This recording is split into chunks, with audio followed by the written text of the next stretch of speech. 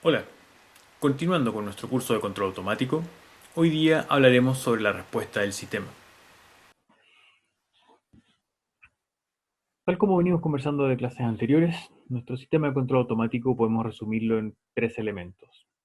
Una entrada, que corresponde a una señal variante en el tiempo. Un modelo del sistema que va a dar lugar a nuestra función de transferencia, que en el fondo es una función que modela el comportamiento de nuestro sistema. Y finalmente, nuestra respuesta, es decir, de qué manera responde el sistema ante una entrada determinada. Y es en esta última etapa en la cual nos vamos a concentrar en esta clase y vamos a analizar de qué manera responde nuestro sistema, analizando justamente esta señal. En primer lugar, tenemos que conocer la respuesta del sistema, que podríamos dividirla básicamente en dos etapas. La primera corresponde a una etapa transitoria, en la cual nuestra señal comienza desde un punto cero, un punto inicial, y se va acercando a nuestra señal de referencia. Una vez que ya entra en una vecindad la señal de referencia y no se aprecian mayores variaciones con respecto a esta, es que nosotros decimos que nos encontramos en el estado estacionario. Ese estado estacionario es ya cuando mi señal de salida, mi respuesta del sistema, no ofrece mayores variaciones con respecto a la referencia. Y así podemos decir que nuestra respuesta del sistema no es más que la sumatoria de dos etapas que corresponden a la respuesta en estado transitorio y la respuesta en estado estacionario.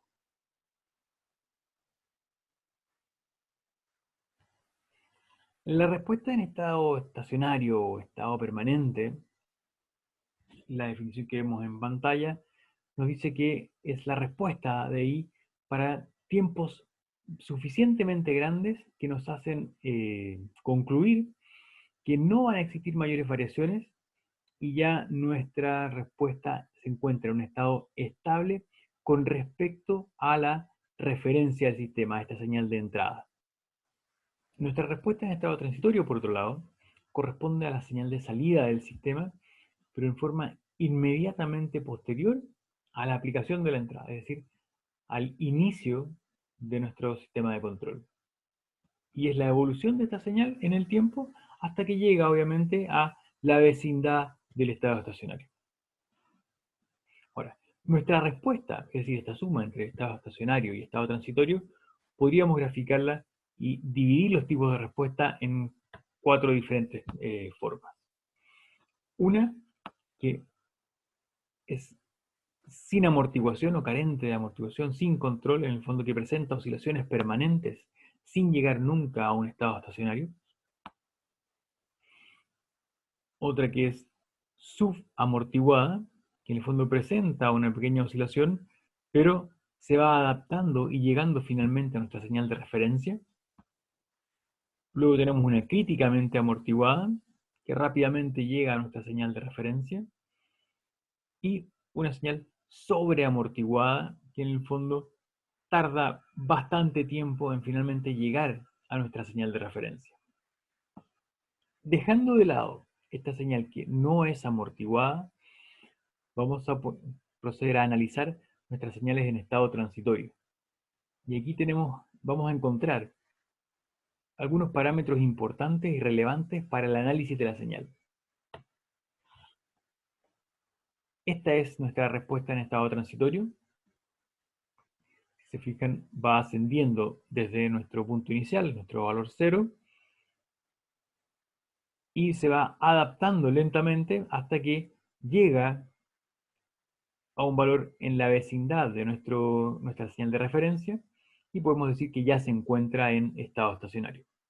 Del estado transitorio podemos identificar nuestro primer parámetro importante, que es el sobrepaso máximo, el cual corresponde a ese valor máximo que alcanza nuestra señal por sobre nuestra señal de referencia, en este caso el valor de una señal de entrada unitaria, y nuestro sobrepaso máximo corresponde a esa diferencia que existe entre el valor de la altura máxima de esta señal y nuestra señal de referencia.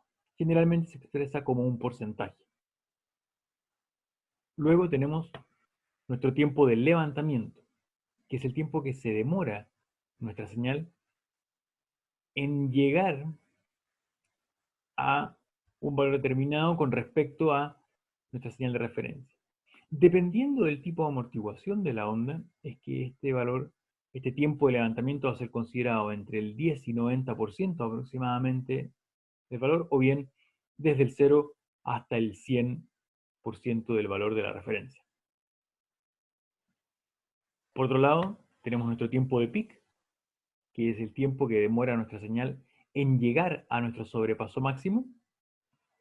Y finalmente, nuestro tiempo de asentamiento, que es el tiempo total que demora nuestra señal en llegar a la vecindad de nuestra señal de referencia.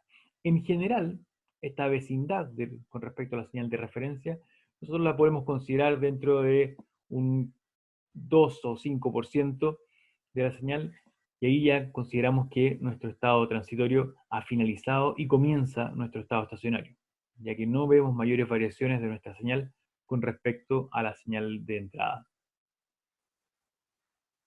Estos parámetros son los que permiten el análisis de nuestra respuesta en estado transitorio. Esta respuesta en estado transitorio, junto con nuestra respuesta en estado estacionario, son aquellas que determinan finalmente la respuesta del sistema. Y esa respuesta es la que nosotros vamos a tratar de controlar y mejorar mediante acciones de control, de forma tal que nuestra respuesta se acerque de la mejor manera posible a nuestra señal de referencia.